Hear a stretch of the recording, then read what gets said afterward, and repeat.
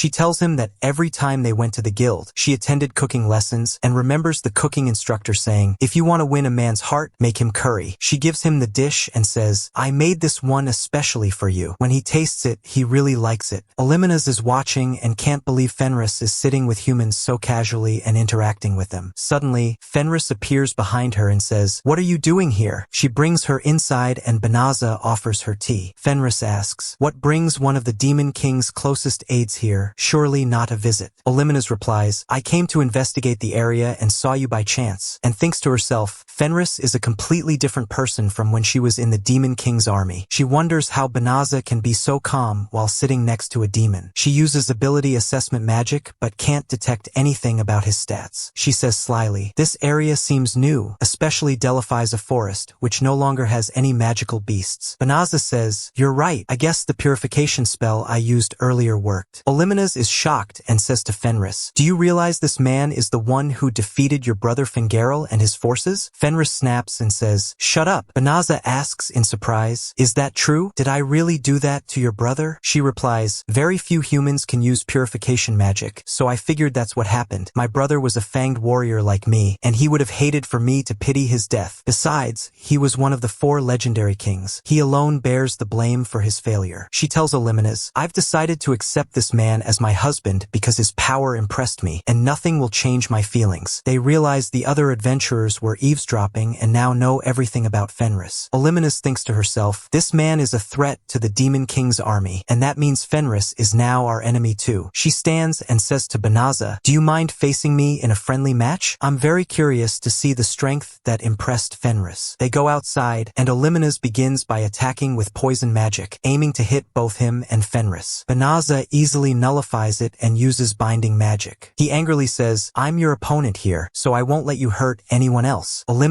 surrenders. The next day, Banaza gathers the adventurers and says, "I didn't tell you the truth about Fenrris because I didn't want any problems. If you want to report us to the castle, go ahead." Fenrris says, "But allow me to say one thing. I swore loyalty to my husband, and I'm no longer a member of the Demon King's army." Balarosa replies, "Felio is right. While it's our duty to report, I don't see a reason to report someone who has no grudge against us." Blossom adds, "Reese helped us a lot during our training. We all owe her." Bellary says, "Even though we're weak, we'd never betray someone who treated us kindly." Suddenly, Fenrris hears a sound outside and they go out to check. They find Aniclimax arriving with an army of dragons. Banaza gets excited when he sees the dragons, and Aniclimax is surprised he isn't afraid. Fenrris asks, "Are there no dragons in your world?" He says, "There are, but I've never seen one before." Aniclimax gets very angry and orders the dragons to attack. Banaza uses lightning magic and defeats them all, and the remaining dragons flee. Blossom says, "I should have thrown one of my farming tools at them," and Banaza excitedly says, "Let's try it." She throws her axe and Banaza uses enhancement magic, and it pierces through a dragon's neck. Blossom receives the title Dragon Slayer, and her level rises. At the same time, the Demon King is watching them through a magic crystal and says to his followers, "We must act." The next day, Banaza creates a magical barrier around the house so he can know if any demons come near them. At the same time, the adventurers are sitting around Blossom, looking at her database entry for the title Dragon Slayer. Balarosa leaves them and says she's going to train. She walks off very upset because she wanted the Dragon Slayer title too and thinks to herself, "That title is so rare it could make a regular person into a noble. If I had earned it, I could have restored the noble status my family lost, and we could have lived in the capital again like when my father was a knight." Suddenly, a strange man appears and says, "I came here because I heard an old friend of mine lives here." She notices his gear is far too light for someone walking alone in a forest full of magical beasts, so she asks, "Is your old friend Felio, or are you talking about his wife?" He replies, "His wife." She draws her sword and says, "So you're from the Demon King's army. What do you want with someone who's cut ties with you?" He says, "I am from the Demon King's army, but I only came to check on her and have no ill intentions. Just deliver my message to Fenrris. Ask if she'd like to talk about the past and have tea with me." She says, "I'm Balarosa and you are?" He replies, "Gozel," and walks off. Banaza and Fenrris appear, looking very worried because they detected a demon on Banaza's radar. Balarosa tells them what happened, and Fenrris says, "Gozel? He should have picked a better name if he's going to use a fake one." Banaza says, "Our radar showed you were speaking with the Demon King himself, and his real name is Joel." Balarosa is completely shocked and terrified. The next day, the Demon Demon King comes to the house, and Banaza welcomes him and lets him in. The Demon King is surprised by how calm he is. As soon as Balarosa sees him, she's in shock. They all sit and talk. Fenrris asks him, "Why are you here? Are you seeking revenge?" He replies, "I hate beating around the bush." He turns to Banaza and asks, "What do you think about joining the Demon King's army?" Banaza refuses immediately. He asks, "Then why are you here instead of fighting with the human army?" Banaza says, "Just because I'm human doesn't mean I'll fight for them. I'm from another world, and I don't even know why you're all fighting." The Demon King explains that the war between humans and demons started 500 years ago with the first Demon King, who came from another world and wanted to conquer this one. The demons, who were being oppressed by humans at the time, sided with him, so the war began. Banaza asks, "Do you want to end the war?" He replies, "After 12 generations of Demon Kings, the thinking has changed, and I have no desire to rule this world, but I'm the Demon King, and I won't allow anything that threatens demons to fall into human hands. So take my advice and join me." Banaza says, "I have no intention of joining the humans or the demons." The Demon King laughs and says, "You're very stubborn." He stands up and says, "That doesn't mean I've given up. I'll return," and thinks to himself, "Aside from Felio, I'm surprised someone else isn't bothered by my presence," referring to Balarosa. After he leaves, they find Balarosa has fainted. The next day, Balarosa wakes up and is shocked to see him eating breakfast with Fenrris and Banaza. She runs away from him immediately. Later, she steps outside, making sure he's not there, then finds him waiting outside and saying, "I want to talk to you." She runs again. The next day, she sees him again and continues running away from him. One day, a kingdom guard is observing what's happening and reports that a demon keeps visiting them. The king gets furious and says, "How dare he ignore my summons and choose to stand with the Demon King's army?" His daughter, the princess, tries to calm him and says, "We still don't know whether he's actually joined them, and if you send soldiers after him, he might get upset and actually join the Demon King's army. It's better if you talk to him yourself." He snaps at her and says, "You think your methods can govern a nation?" The blonde hero walks in and says to the king, "Give me soldiers and I'll make him obey orders." At the same time, Olimenas warns the Demon King about visiting Banaza too often. He replies, "We must win him to our side. He's far more understanding than the king, who won't even listen." After he leaves, she thinks to herself, "Some of our people are starting to speak ill of Joel because of his visits to Banaza, all just to lure him to our side. Is that really all he's aiming for?" Meanwhile, Fenrris talks with Banaza and asks, "Why don't you want to join the hero's army, even though the rewards would be way better than what you get now? Is it because of me that you don't want to join the Demon King's army?" He replies, "No, it's not that, but now that I have amazing power, I'd rather not fight anyone unless I have to." Suddenly, they find the blonde hero's army outside the house. The hero arrogantly says to Banaza, "I know what you're planning. I heard you've been communicating with the Demon King's army, so I'll give you a choice. Join me or I'll consider you a spy for the Demon King and eliminate you." Banaza replies, "I don't want to join either side." The hero is shocked and says, "So you want to die a traitor to the kingdom?" Balarosa's squad sides with Banaza and denies the hero's claims. He says, "I heard some of you are working with this man. I could arrest you for treason too, but I'll let it go if you help me convince him to join me." Banaza says, "I can't cause problems for Balarosa and the others, and I won't join either side of this war, so we'll move to a different place." Balarosa says, "Please take us with you. They taught us since we were kids that demons are our enemies and we must fight them, but after living with you, we started to question that. Besides, if I follow someone who threatens innocence, I won't be able to face my father, who was once a knight." They all agree with her and beg Banaza. So Banaza uses teleportation magic and moves the house, the land, and everything they own to a place far from the capital. The blonde hero is shocked that Banaza can use magic that he himself can't even manage. Suddenly, Joel appears. The knights tell the hero, "That's the demon who kept visiting them." Joel gets extremely angry because they cause Banaza and the others to leave, and he orders his forces to launch a full-scale attack on Clarid. The Demon King's army pushes deeper and deeper, breaking through their defenses. The king asks the knights, "Where's the hero and what is he doing?" A knight replies, "He locked himself in the northern fortress again." The king orders them to summon him immediately. One of the high council members tells the king, "We need to gather all the mages in the kingdom to cast the purification spell." On the other side, the Demon King asks Grianiel, one of his subordinates, "What's their status now?" She replies, "I think they're ready." He orders Olimenas to have all forces withdraw because the mages will soon activate the purification spell. At the same time, the mages finish the chant and cast it over the entire city. The next day, a high council member tells the princess, "We have 3 months before the purification spell wears off, so the demons won't come near us." All the mages who cast the spell are now in a coma due to magical depletion, including the king, and they'll need 2 or 3 months to recover. The princess says, until he wakes up, I'll handle royal duties, and to start, the hero will be stripped of his title, because the kingdom's fate is at stake, and instead of helping, he locked himself away. So my decision is right. At sunset, the hero is thrown out of his house and becomes extremely angry. That night, Banaza tells Fenrris, I've been meaning to say this for a while. I'm really grateful for you, and thanks her for everything she's done since they moved to the new place. She replies, I'm always at your service. Banaza recalls how when he first came to this world, he was lost and alone. Now he has a home and is managing things. He feels at peace. The next day, Balarosa and her team tell Banaza and Fenrris, you've worked so hard lately. Go out together and enjoy yourselves today. Fenrris is really happy and excited about the idea. They go out and enjoy their time. Banaza buys Fenrris a hairpin as a gift. That night, Fenrris is holding the hairpin and looking very happy. Balarosa and the others glance at her in surprise and feel jealous. The next day, the hero breaks into the royal palace's storage, searching for anything that can defeat Banaza and get his position back, since he's deeply envious of him. Suddenly, he hears a girl's voice ask, do you want power? If you want power, release me. She opens a hidden door in the wall, and he enters. She says, pull the sword in front of you and I'll grant you any wish. The hero's maid fearfully asks, who are you talking to? He's surprised that she can't hear the voice. He pulls the sword, and suddenly a whirlwind erupts. A fairy named Heya appears and says, I'll grant you 3 wishes. Elsewhere, the princess goes to the person she trusts most in the kingdom, Lady Asura, and asks her for advice or guidance. Without warning, rings appear around everyone's necks. The princess orders the guards to head to the palace storage and arrest the intruder. They don't recognize the rings, but Asura tells them these are sacrifice rings. When a certain fairy grants a wish, she places them on the necks of her victims to behead them in exchange. The princess explains that long ago, the king of Clarid asked a fairy to defeat the demon king's army, and it was said she sacrificed half of all living beings in return. So the kingdom's mages gathered to seal her. Breaking the seal isn't easy, but someone managed to do it and already made a wish. We only have time left until the fairy fulfills it. Ashura says to the princess, you need to find the true summoned hero. The council members say, it must be the one the king tried to recruit and who refused. It must be the hero Felio. Ashura says, you can find him in the west. The princess decides to go to him herself since the forces are busy protecting the kingdom. Meanwhile, Banaza is in a shop selling armor he crafted from dragon scales. The merchant is amazed and says, I'll pay any price you name. Just bring me whatever goods you can get. Banaza agrees to supply him with all future weapons. Then he asks, can you direct me to a trader who buys items made from magical beast hides? The merchant agrees happily. Banaza heads out with Fenrris and Balarosa. On the way, he suddenly receives an alert that a fairy is approaching. Heya appears behind him and asks, are you Felio? He asks, what do you want from me? We go back in time a little to the blonde hero whose first wish was, kill the criminal named Felio. Heya tells Banaza, the wish will be granted now. Fenrris senses danger and quickly stands in front of him to protect him, taking the fatal blow. The hairpin falls and breaks. Banaza is in shock and filled with rage. Coldly, Heya tries again to kill him and uses fire magic. Banaza blocks all her spells with magic while holding Fenrris and quickly tries to use healing magic, but strangely, it gets nullified. A screen appears saying, the injury exceeds your healing capacity. Heya launches light magic at full power, but it can't break through Banaza's shield. The voice guide says, light and dark magic acquired. Banaza becomes furious and says to Heya, I'll never forgive you. His memories with Fenrris flash before his eyes, and he remembers how she never left him alone and believed in him. Suddenly, Banaza uses time reversal magic, and the hairpin is repaired and Fenris's wound disappears. Heya is shocked and asks herself how an ordinary human can use a spell that rewinds time. Banaza approaches her and punches her with incredible force. She says, how dare you do this to someone who mastered all the magic in this world? But he doesn't care and steps on her. She uses dark magic, but Banaza easily breaks it and lifts her off the ground. She tries to read his abilities and is shocked to see the symbol next to his skills, the infinity sign, meaning Banaza's powers are limitless. He slams her into the wall and punches her in the stomach. She thinks, my defensive magic can't resist his blows. Fenrris wakes up and is surprised that she has no wounds at all. Balarosa explains what happened. She looks at Banaza and sees him attacking Heya with full force. She's happy he's doing this for her and says, even though physical attacks shouldn't work on fairies that use every kind of magic. Suddenly, she remembers he once told her, I don't like fighting at all. Banaza keeps punching Heya, then starts choking her. Heya begs him to spare her, but he says, no, you hurt Reese. Fenris Fenrris runs to him and hugs him. He lets go of Heya, and Fenrris tells him, "I won't forgive myself if you lose your kindness because of me." He feels calm seeing her and hugs her back. At the same time, the princess and her guards arrive using teleportation. She apologizes to the mage who cast the spell, since he hasn't fully recovered from the exhaustion caused by the Purification spell. She tells the knights, prioritize rest for all the mages. Suddenly, the sacrifice rings around their necks disappear. That's because Banaza defeated Heya and her wish failed. Meanwhile, the knights try to break into the basement to capture the intruder. The hero's maid is terrified and asks him, "What do we do? If they catch us, we'll be executed." He becomes furious, thinking Heya lied to him. Suddenly, he hears the voice again, the one that spoke to him before. It says, "I can't believe a fairy failed, but there's a perfect sacrifice right here." A black aura emerges from the sword's pedestal and wraps around his maid. It possesses her body, and she says to the hero, "I've finally escaped from there. This is my first body in hundreds of years. I must thank you for freeing that annoying fairy for me." She casts a magic circle beneath the hero and forces him to kneel. She says, "I'm Damalinas, the great dark sorceress. I'll give you the power you want instead of that fairy." Suddenly, the hero transforms into a giant monster and destroys the area. She climbs onto his back and decides to go take revenge on the nobles who sealed her. On her way, she sees a teleportation circle and says, "I won't let the royal fools who sealed me escape." Meanwhile, Banaza is healing Heya. When she wakes up, she's terrified of him and begs for forgiveness. Then she's surprised that all her injuries are gone. Banaza tells her, "That's only because Reese is okay." Balarosa asks him, "What do we do with her? Someone this dangerous can't be left to regular knights or town guards." Banaza thinks and says, "Maybe we can seal her in the basement again." Heya asks him, "How did you know I was sealed there?" He replies, "For some reason, I can use more spells now. I got inside your mind and learned what happened." Heya is stunned and thinks to herself, "Memory dive magic? He can use a spell that only I've been able to use in this world." Banaza continues, "You're a fairy who grants wishes, but the price is way too high, and if I send you back to the castle, this will all happen again." Fenrris runs over and says, "I have a solution. From today, you'll be my husband's servant." Before Banaza can object, she says, "I fully understand that you don't need a servant, but since we can't rely on the castle to handle her, it's better to keep her under our watch. Besides, having a fairy with this kind of power on our side will strengthen our position." Banaza agrees and tells Heya, "If you promise not to hurt anyone again, I'm willing to forgive what you did." She promises to serve him from now on and forever. After that, Banaza looks at the city that was destroyed and says, "Maybe I can use the same time magic that saved Reese." Heya tells him, "Please don't use that spell again. It's complicated, but time manipulation magic only affects people within your proximity. It can create contradictions between those affected and others, which could lead to serious accidents. When I use it, I can limit the target area. This isn't a spell meant for humans." He asks her in surprise, "Then why can I use it?" She replies, "Because your skills are limitless." He remembers the symbol he saw on the stats screen and didn't understand at the time. Heya continues, "Since you have limitless skills, you can use magic that only the greats can use. This magic is called full mastery. As soon as someone casts a spell on you, you gain the ability and all the chance related to it." He asks, "So when you used your magic, I gained fairy magic that only you can use?" She says, "Exactly, but like I said, time magic causes disasters, so please don't use it again." Later, they return home. The other adventurers are afraid of Heya. Banaza tells them, "She had nowhere else to go, so I brought her here," but they object since they still don't trust her. Balarosa tells them, "Don't worry, as long as Banaza's here, we're safe," and shows Heya to her room. That night, Banaza enters his room and finds Fenrris looking down. She asks him, "Are you going back to your world? Since you can use fairy magic now, can't you go back to your world? Please take me with you. Wherever you are, I want to be with you, so please don't leave me alone." He reassures her, "No, I'll never go back. The world I came from would be far too cruel for you, and I have no intention of leaving and letting you live here alone." Suddenly, he asks her, "Will you be my real wife?" He says, "The day I thought I'd lose you, I felt an indescribable fear. I've never felt that kind of pain inside me before. I couldn't control myself. I can't imagine life without you." She replies, "I was never pretending that our marriage was fake. To me, I've been your wife from the very beginning." The next day, the princess is searching for Banaza and asks all the merchants about him, but no one gives her any information. At the same time, Banaza and the others are having breakfast together at home. Then Blossom goes to work in her field. Meanwhile, Bellary is in the stable and thinks to herself, "I have to work so I can contribute something to the household budget, but all I can do for now is take care of the horses." She feels discouraged. As for Bellano, she's in her room remembering her brother and father and says to herself, I left the knights before I could become a mage like you did. I don't need to push myself to be stronger right now. She remembers how Banaza taught her how to use magic and was very patient with her, even though she had given up. Suddenly, she hears Blossom screaming. It's because a magical beast shaped like a horse is running through the field. It suddenly charges at Bellano and Bellary, so Bellano uses a magic shield and blocks it. Bellary quickly grabs a rope, jumps onto the horse, tames it, and calms it down. Afterward, she asks Ballarosa,